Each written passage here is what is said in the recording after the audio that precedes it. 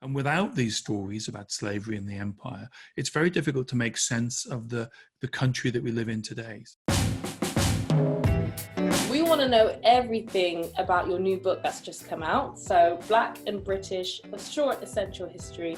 Can you tell us what this book is about? Well, it tells the stories about Black people, people of African heritage, who've been caught up in the story of Britain. So there's the story of enslaved people who fought against slavery in Britain and America, and as well as the story of the Windrush in the 20th century, and stories that are a bit more familiar.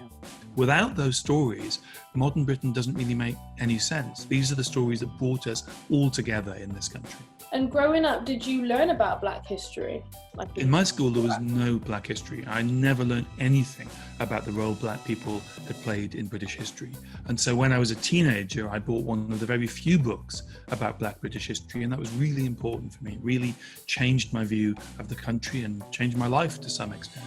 Did you have a story in particular when you wrote the book that you thought, I definitely want children to know about this subject? I was very keen that one of the stories in the book was the stories that we know a lot about, which is of very young people, children in the 18th century who lived their lives as slaves in Britain.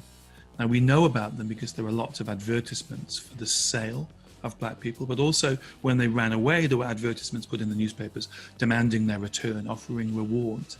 Now, we know that most of those people were children.